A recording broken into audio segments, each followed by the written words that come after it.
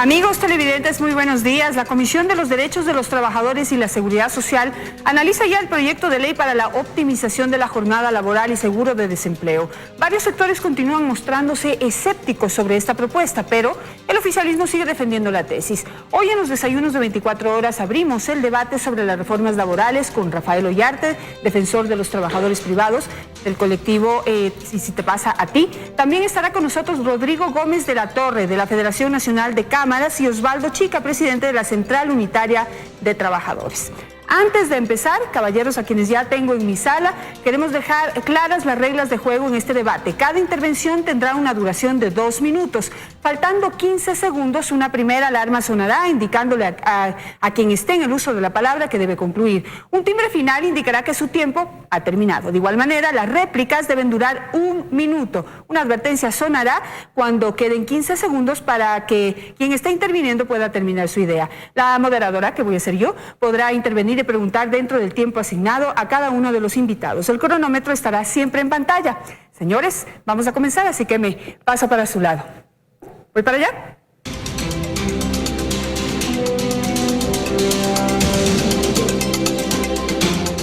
Aquí empiezan los desayunos de 24 horas.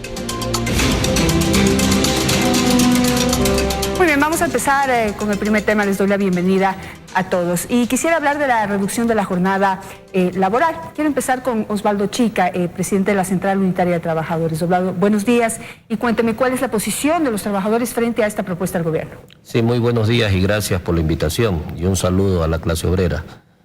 Para nosotros la reducción de la jornada de trabajo la hemos analizado ya y la hemos revisado dentro de la Central Unitaria de Trabajadores y la vemos como una situación en estos momentos, en la situación que se vive a nivel de la región, creo que es lo más acertado siempre y cuando pues tenga su límite y no vaya más allá de 6 meses o con una prórroga más de 6 meses más, que sería 1 año, ¿no? Sí, su organización se ha mostrado siempre muy cercana a las tesis del gobierno, pero ¿cómo hace para poder tener una posición de congruencia y de unidad con el resto de trabajadores que no están para nada de acuerdo que se les reduzca su jornada de trabajo? Ellos manifiestan que se está cortando, digamos, la tela por el lado más débil, por el lado más flaco. ¿Qué les dice usted a todos esos trabajadores que no estarían de acuerdo con usted? Bueno, la Central Unitaria de Trabajadores al momento es la central más grande que tiene el país. Representa a todos los sectores del país, sectores campesinos, indígenas, sectores públicos y privados. Pero nosotros lo hemos visto de la mejor manera, precisamente dentro del análisis que se hace en el Comité Ejecutivo, porque las decisiones no las tomamos unilateralmente, y esta medida tiene también sus condicionantes.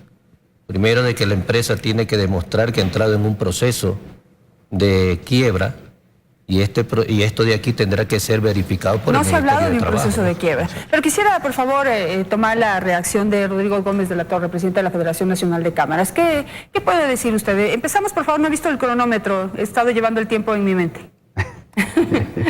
Muy buenos días con todos. Realmente vemos que la jornada puede aplicar a ciertos sectores. La jornada reducida va a limitar algunos aspectos y obviamente si se trabaja menos horas se va a producir menos, se va a vender menos o se va a producir menos en lo que es materia industrial. Sí hemos planteado que para ciertos casos deberíamos ver mecanismos distintos.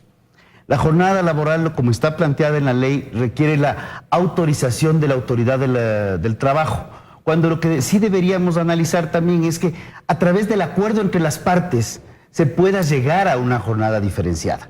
Hay otros sectores que, por el contrario, más allá de una situación de reducir la jornada, necesitamos mejorar competitividad en el país. Lo que el país requiere es trabajar, producir más, pero ser más competitivos. Y no solamente analizar la capacidad que tienen las empresas de vender más o vender menos, sino cuáles son los costos de producción.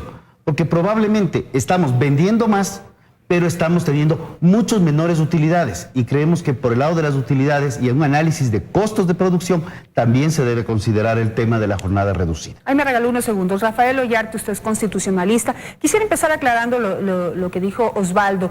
¿Las empresas tienen que entrar en quiebra para poder proponerles a sus empleados que rebajen la jornada de trabajo y el sueldo? No, en lo absoluto. El proyecto de ley lo que establece es que con la voluntad de los trabajadores el empresario puede reducir la jornada laboral un 25%, es decir, hasta 30 horas. Naturalmente, como dice el proyecto de ley, ello implicará también una reducción de los salarios de los trabajadores. A mí me parece llamativo el señalamiento del dirigente de los trabajadores. Yo nunca había escuchado a un dirigente de los trabajadores defender de ese modo a la clase trabajadora. Me parece inaudito. ¿Por qué? Porque esta clase de disposiciones usted las puede encontrar, por ejemplo, en Chile. Pero en Chile no existe constitucionalmente este tema de la irrenunciabilidad de los derechos de los trabajadores. Es decir, si usted va a copiar algo de otro país, bueno, por lo menos que la constitución de ese país tenga un correspondiente con la constitución nacional. Luego, desde el punto de vista empresarial, ¿le conviene acaso al empresario reducir la jornada laboral cuando lo que él necesita en una situación de problemática es producir más, vender más sus bienes y sus servicios? Esa es la pregunta que nos debemos hacer. Ahora, esto se podrá hacer fácilmente porque eso también es lo otro, es decir, a ver, ¿qué trabajadores estarán dispuestos a ver reducida su ingreso, su salario, por una situación que se presenta en la empresa? La cosa debería estar muy mal. Y a mí me llama la atención que un gobierno que me dice que la crisis es solo en términos académicos, ahora luego de 9 años nos salga con esta media mecha de esta ley, reduciendo la jornada laboral, admitiendo que hay problemas. Es decir, 9 años en los cuales el sector empresarial no fue bien tratado, ahora pasamos al maltrato al trabajador. Esas son cosas que a mí me llaman la atención. Si esto no debería ocurrir, si aquí no pasa nada, si estamos todos bien, ¿por qué suceden estas cosas? Ahora, lo que sí indica esta ley es que, como para sopesar el tema, de que los empresarios no pueden repartir utilidades si es que no pagan la remuneración mínima. Algo parecido a lo que ocurre con el salario digno. Pues, por lo tanto, deberían establecerse unas compensaciones, pero el salario nadie lo va a poder compensar. Tenemos un minuto para la réplica, Osvaldo. Sí, efectivamente nosotros venimos defendiendo este proceso porque es el momento adecuado y nosotros estamos convencidos de que primero hay que tener el común acuerdo entre el trabajador y el empleador. Esto no es una obligación para el trabajador. Tiene que haber por medio un acuerdo y nosotros sí hemos sido claros y dentro del Consejo Nacional de Trabajo de que tiene que entre el trabajador y el empleador un órgano regular. Y hemos pedido de que se forme un observatorio precisamente porque sabemos que hay empresarios muy buenos y de muy buena voluntad, pero también hay empresarios que van a querer hacer su agosto. Y que este observatorio, de forma tripartita entre empleadores, trabajadores y Ministerio de Trabajo, sean quienes estén vigilantes de esta situación en los comunes acuerdos que haya entre trabajador y entre el empleador. ¿Usted considera que habrá un trabajador en este país que, por ejemplo, ganándose el mínimo, el salario mínimo, o hasta, digamos que un promedio de $500 que no alcanza ni para la canasta básica, acepte que le rebajen el sueldo? ¿Cree que haya uno? Todo depende, si es voluntario. Si yo tengo un negocio propio, si yo tengo o estoy estudiando y necesito esas horas para culminar mis estudios, por supuesto que lo haría. Hay que ver el contexto de que no todos los trabajadores van a aceptar las 6 horas y en eso estamos totalmente de acuerdo. Por eso tiene que haber el acuerdo entre las partes. Y eso es importante resaltar porque se está tratando de tergiversar de que es una obligación. Rodrigo, una réplica, un minuto. A ver, realmente, como decía previamente, hay que analizar qué sectores podemos hacerlo. De pronto, y voy a hablar académicamente, probablemente en temas industriales uno decide y apaga la máquina. En el tema agrario o en el tema de la construcción particularmente, si uno trata de apagarle a la vaca o a tratar de apagarle al cultivo de flores, pues las flores son reacias a ser apagadas al igual que los animales. De la misma situación sucede en la construcción. En la construcción lo que se quiere es terminar las obras lo más pronto posible y de la mejor manera factible. No es un tema de bajemos el número de horas y extendamos la obra ya no a 3, 4, 5 meses, sino extendámosla nomás así a 10 años, porque no es económicamente viable. El tema de las utilidades, tenemos que tener una equiparación. Hay un tema, si está reduciéndose las utilidades, los trabajadores también van a verse afectados por la reducción, porque en el Ecuador tenemos una legislación que distribuye utilidades. Si vamos a compartir, compartamos todos, así para arriba como para abajo. Hablemos de las utilidades, Rafael, y quisiera su reacción frente a este tema. En otra discusión que teníamos sobre estas reformas laborales, uno de los empresarios planteó que las utilidades pueden ser repartidas, pero quizás no sacadas de la empresa, sino reinvertidas en el mismo negocio, como para contrarrestar esta cosa de que si es que tiene utilidades, igual tiene que compensarle al trabajador lo que no ha ganado. A ver, el tema de utilidades en Ecuador es problemático y va a ser problemático con esta ley. Porque usted tiene hoy una ley que se denomina para la justicia laboral, en la cual se recortan las utilidades de los trabajadores, no del empresariado.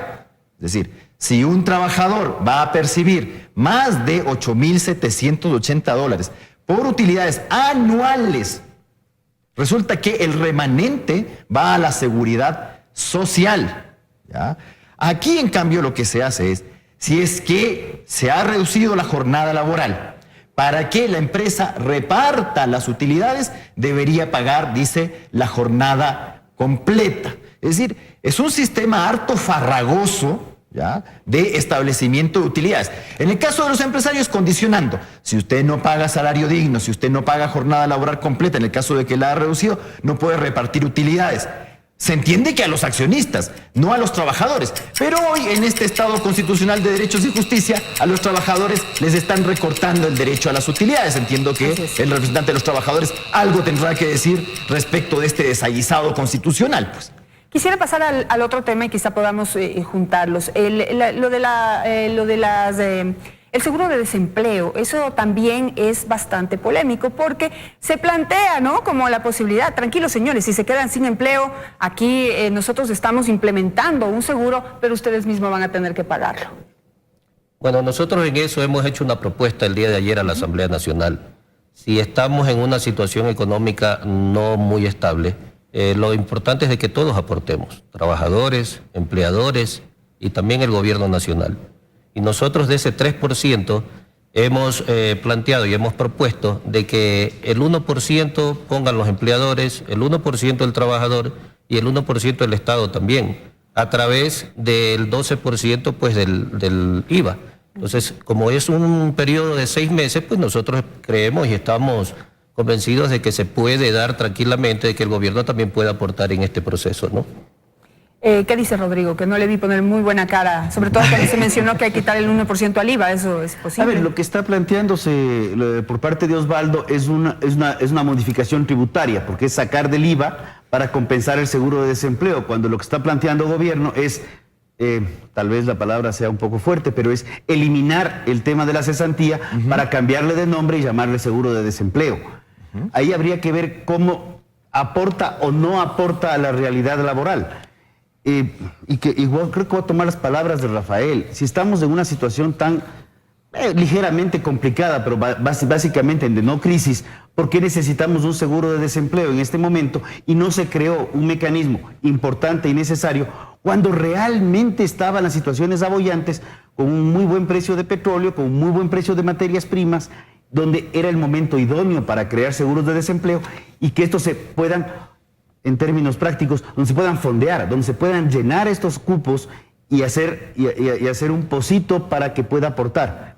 Lo que hemos visto y hemos corrido números, y lo hemos hecho inclusive en el Consejo Nacional del Trabajo, involucraba mucho ver qué tiempo realmente el seguro de desempleo va a poder sostenerse y realmente en qué beneficia a los trabajadores, porque veíamos en ejemplos de $1,000 mensuales de salario, pues se podía fondear para el periodo establecido de 6 meses, pero sin embargo, cuando había salarios de $500, $600, el seguro de desempleo se acababa ya a los 2, 3 meses de lo que se supone que era, al 50% del tiempo estimado para poder concretarlo. Rafael, ¿cuál es su posición frente a este seguro de desempleo? A ver, la primera pregunta es, ¿desaparece o no desaparece la cesantía? ¿En qué quedamos? Porque cuando uno ve el proyecto de ley, ocurre que luego de la palabra cesantía, a los artículos 3 y 10 de la Ley de Seguridad Social se le agrega y de desempleo. Entonces parecería que se mantiene el seguro de cesantía y el seguro de desempleo. De hecho, el artículo 369 de la Constitución indica que son 2 prestaciones distintas del Seguro Social. Pero cuando usted ve el resto del proyecto de ley, eliminando las disposiciones relativas al seguro de cesantía en la Ley de Seguridad Social, realmente se trata de un reemplazo. Ahora, a la larga alguien dirá, pero se parecen mucho, porque finalmente usted calcula la cesantía en base a 3 remuneraciones promedio del trabajador. Lo mismo ocurriría acá, sino que lo va pagando a cuentagota, es decir, 70% el primer mes, 50% y así, hasta llegar, igual llega a las 3 remuneraciones, supuestamente, porque si usted recupera el trabajo, le dejan de pagar el seguro de desempleo. Ahora, ¿cuánto tiempo tiene que estar ahora desempleado para que le paguen el seguro de desempleo según el proyecto? 4 meses. ¿Por qué? Porque tiene que esperarse, igual que con el seguro de cesantía, hasta el día 61 para solicitar el seguro, y un máximo de 45 días, y se paga a partir del día 120. Es decir, 4 meses sin trabajo para que le empiecen a pagar el goteo. Ahora, alguien dirá, esto es una forma de distribuir esta cosa. No, pero también hay otra cosa que hay que decir. ¿Cómo se fondea ahora el seguro de cesantía? 2% del aporte del trabajador y 1% del patronal, y todo entra a la cuenta individual. ¿Cómo va a ser con el seguro de desempleo? Eso también hay que decirlo. El 2% del trabajador a su fondo personal y el 1% del patrono al fondo solidario, porque con la regulación actual, cuando usted paga el seguro de cesantía y no logra cubrir 2 remuneraciones, ¿quién debe cubrir el remanente? El Estado. Ahora, ¿quién va a cubrir el remanente? El fondo que se constituye de los patronos. Es decir, el Estado se está sacando aquí el peso, pues, del seguro de cesantía. ¿Ya? Hay que defender también los derechos de los trabajadores de vez en cuando, pues. Bueno, a mí me quedó clarito, no sé qué dice usted, Osvaldo. Sí, yo respeto la posición suya, doctor. Por eso es la propuesta que nosotros estamos haciendo. Pero del IVA no se puede sacar, eso es se implica una reforma tributaria. Pero habrá que hacer la reforma tributaria y habrá que hacer las reformas que hayan que hacer. Si nosotros estamos en un proceso, como decía Rodrigo, no de crisis, pero de una situación sí económica bastante crítica. ¿Usted cree que no estamos en crisis? ¿Por qué entonces el gobierno también tiene que también apoyarnos? Y esa es la manera que nosotros lo estamos solicitando como trabajadores, de que precisamente no sea solamente el trabajador y sea el empleador. Porque aquí el gobierno nacional no está aportando con nada. Entonces tiene que hacerlo también con un 1%. Es la propuesta que nosotros hacemos, que salga del IVA. Si mañana el gobierno dice, bueno, de aquí no vamos a poder hacerlo, haremos de otro punto, pues tendrá que hacerlo, ¿no? Rodrigo, su réplica. A ver, creo que es importante reconocer la situación que está atravesando el sector. Es una situación complicada. El sector comercial reporta déficit de ventas. El sector industrial, obviamente, al no tener más comercio, hay un déficit, hay una reducción en la producción. La situación del sector agropecuario, ahí sí, tal vez, sí está en crisis. La situación del sector de la construcción sí está en crisis. Los servicios probablemente no han caído todavía. Tenemos un problema muy complejo y tenemos un problema que no es de ahora. El tema laboral y la inflexibilidad laboral que se ha venido construyendo a través de los últimos años, lo único que ha hecho es frenar la contratación de mayor empleo. Más bien, la propuesta de la jornada prolongada, ahí queremos hacer algunas observaciones adicionales a la Asamblea, porque creemos que son herramientas para aterrizar la vida real a la legislación y no tratar de ajustar una legislación de escritorio a una vida real donde no se acopla a lo que está sucediendo particularmente en el campo. Es que es súper fácil hablar desde la academia o desde las curules de los asambleístas. Rafael, su réplica. Mire, toda solución tiene que tener basamento en la Constitución. Ese es el límite de nuestras decisiones. Yo el día de mañana puedo tener ideas estupendas, por ejemplo, combatir la delincuencia con la pena de muerte. Está prohibido por la Constitución y punto, pues. ¿Ya? Aquí nosotros tenemos unos derechos en la Constitución y tienen que ser respetados. Cualquier solución que salga de la Constitución es una mala solución. A mí me parece llamativo que se diga que el gobierno está apoyando a la clase que se entiende que es supuestamente la débil, recortando primero las aportaciones del Estado a las jubilaciones, el 40% ya no hay.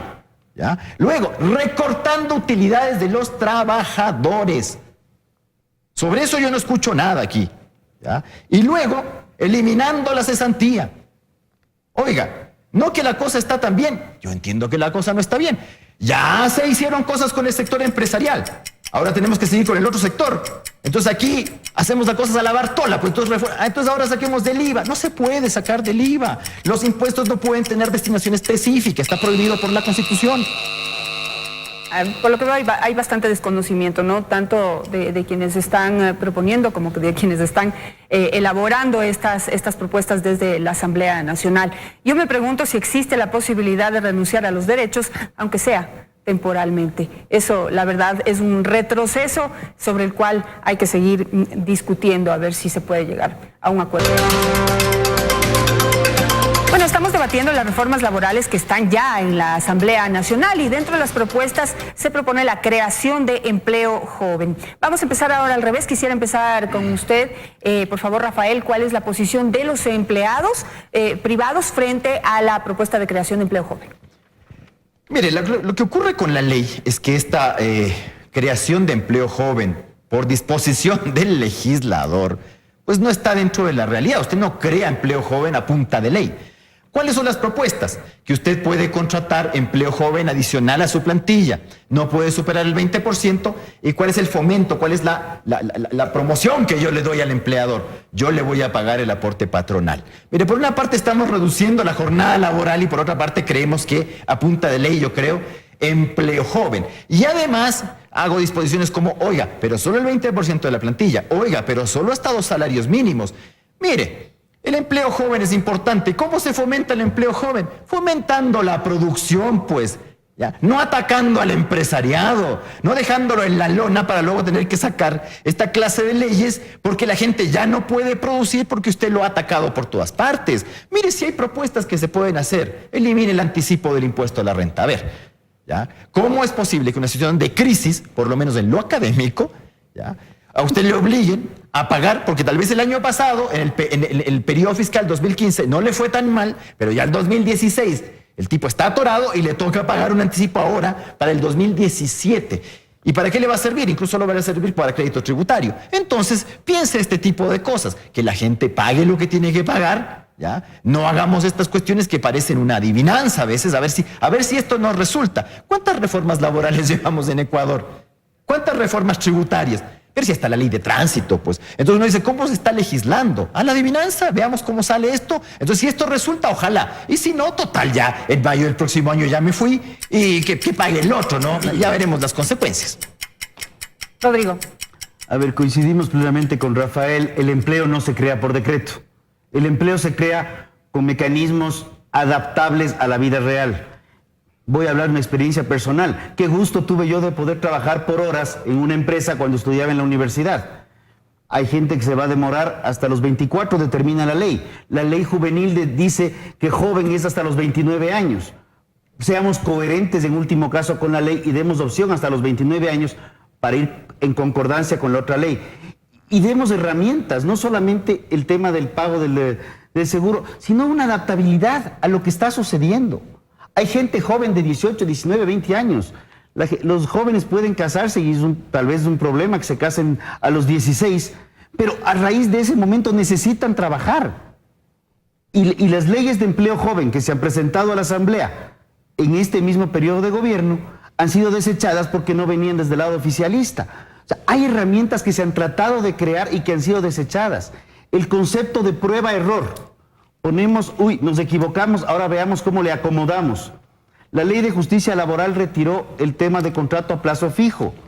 El ejemplo pragmático que hemos hecho justamente al ministro en esta semana es quién se casa en la primera cita. Al menos demos un tiempo de noviazgo que supere los 3 meses, un plazo fijo de 1 año. No, lo que teníamos en la ley anterior. La ley anterior no era perfecta. Se dieron distorsiones inclusive en el caso de la tercerización y el trabajo por horas, pero se eliminaron herramientas de contratación en lugar de corregir las distorsiones. Y al eliminar esas herramientas lo que hemos hecho es complicar más aún la contratación. Y a mayores complicaciones de contratación uno prefiere quedarse con el que ya conoce y poder pagarle de pronto 1 hora extra adicional o 2 horas extras adicionales y poder continuar trabajando, pero no meter más gente a quien no conoce. Osvaldo. Bueno, con la ley y de este contrato juvenil, en eso estoy de acuerdo con Rodrigo, pues de que se debe ampliar, como dice la Ley de Juventudes en su artículo 1, ¿no? Desde los 18 hasta los 29 años. Y creo que lo importante de esta ley es la oportunidad que se le está dando al empresario. Yo discrepo mucho con Rafael, pero el empresario se siente incentivado a poder contratar mano de obra joven, que la tenemos en el país ahora, que hay que aprovechar esa mano de obra y que allá muchos países no lo tienen. y que el Estado va a pagar el seguro social. O sea, yo creo que un incentivo de esos para crear trabajo joven, para que la juventud tenga un trabajo digno, es importante en estos momentos. Ahora, pero Osvaldo, se está planteando lo siguiente, o sea, si estamos en crisis, lo que se está tratando es de reducir las nóminas, no de aumentarlas, o sea, reducir jornada laboral, reducir sueldos, y lo que ha hecho la gente es botar a la calle a miles de trabajadores, 80,000 perdieron su trabajo solo entre el 2015 y la fecha. Entonces, proponer esto de que por decreto y con esta promesa de que se va a pagar el seguro social de estos chicos sea un incentivo, no es como real, ¿no le parece? No, sí es bastante real, todo depende del objetivo y el punto de vista que tengamos. ¿Cuál es el objetivo? De que aproximadamente 144,000 jóvenes que están ahorita en la edad comprendida entre 18 y 24 años están en el desempleo. Esto de aquí va a incentivar a que los empresarios contraten mano de obra joven, sin despedir a trabajadores antiguos, ¿no? Vamos ahora con las conclusiones, tienen un minuto para una conclusión y quisiera que esa conclusión vaya acompañada de una propuesta. Rafael. Sí, los problemas del país no se solucionan atacando sectores y con reformas parche. Esto de llamarle jóvenes a gente de 18 a 24 años también es llamativo, ¿ya? Mire, mi primer trabajo era cuando yo era menor de edad y yo tuve la fortuna de trabajar en una empresa familiar de la familia Stadler, ¿ya? Nadie les obligó, nadie les dio un incentivo, ninguna cosa de estas, ¿ya? Y ahora resulta que, como tenemos un gobierno y un oficialismo que solucionan los temas atacando sectores, de repente con estas leyes de herencia y plusvalía, atacando la empresa familiar, también se ataca el empleo. Yo tengo que fomentar la producción, yo tengo que respetar los derechos de los trabajadores. Y eso sería lo deseable escuchar, que los representantes de los trabajadores defiendan los derechos de los trabajadores y no las tesis del gobierno. Legislación al Bartoleo. Vamos a ver aquí de dónde sacamos, cómo hago yo para pagar menos al seguro, cómo me la saco. Ya no es cesantía, ahora es desempleo. Las utilidades de los trabajadores están confiscadas y no se dice absolutamente nada. Así no se solucionan los problemas, así se agravan solamente. Rodrigo. Bueno, creo que es un momento en el cual ya debemos dejarnos de ficciones y hablar de realidades. Tenemos un anticipo de impuesto a la renta que es crítico, está golpeando muchísimo al sector empresarial, está golpeando al sector agropecuario, tenemos impuestos a las tierras, tenemos unas patentes municipales que están matando al sector agrícola y están matando a muchos sectores. Realmente hemos creado un mecanismo tributario directo o indirecto a través de tasas, patentes o impuestos, que lo que ha hecho es retirar liquidez. Al retirar liquidez, lo único que se tiene es menos billete para contratar gente. Nos hemos vuelto extremadamente poco competitivos y yo creo que ya es hora de analizar el tema de la ley de herencias, ley de plusvalías, ley de tierras. Me preocupa muchísimo, no aporta absolutamente nada al desarrollo del país. Por el contrario, ponemos un marcha atrás a los años 60 y con bloqueos de la contratación. Busquemos un país más competitivo, busquemos un país de mayor desarrollo y eso solamente se norma retirando muchas de las sobrenormativa que tenemos hoy en día. Perfecto. Osvaldo, ¿cuál es su propuesta? Bueno, yo sí quiero aclarar y con el tema de Rafael, y si Rafael dice que qué ha habido de los derechos de los trabajadores. Este país es el segundo país en la región con el mejor salario. Este gobierno nacional fue el que eliminó la tercialización. Este gobierno es el que le ha dado trabajo a aquella gente que nunca fue tomada en cuenta por los gobiernos de derecha, que son los discapacitados. Ahí nadie dice nada. Entonces, eso es importante recalcar, de que este gobierno ha sido de los trabajadores y para los trabajadores. Y por eso la Central Unitaria de Trabajadores siempre estará respaldando todo lo que sea en beneficio de la clase obrera. ¿Pero qué le dice usted a los otros trabajadores que no piensan como usted? Bueno, yo todas respeto, las otras organizaciones no. Yo no respeto la acuerdo, posición, ¿no? pero veamos las otras organizaciones en qué quedaron ya, pues quedaron en título. La Central Unitaria de Trabajadores es la más grande central que tiene el país. Entonces, ¿estamos equivocados todos los trabajadores que estamos en la central? No lo creo. Perfecto, muchísimas gracias. Una pregunta. 30 segundos. ¿Y el retiro de las utilidades, eso es en favor de los trabajadores? A ver, en ningún momento se han retirado las utilidades. ¿Cómo que no? Se han quitado Si las usted utilidades. logra el excedente, se va al Seguro Social. Es una confiscación. Eso está de acuerdo usted, ¿no? Hayan retirado a los Eso está de trabajadores. acuerdo. Y solamente Pero 15,000 díganlo, ¿está de acuerdo? personas. 15,000 personas Solamente, que son de las nada más. telefónicas son las que se ha reducido eso. Ah, ya, ¿usted está de acuerdo con eso? Hay otros sectores Ah, también qué a los que se interesante. Hay que ser Representante de los trabajadores. equitativo. Hay Bueno, que para ser que vean lo equitativos. polémico que es el tema y cómo hay que seguir discutiéndolo y sobre todo seguir haciendo propuestas. Creo que todavía estamos a tiempo. Ojalá el gobierno y la Asamblea escuchen.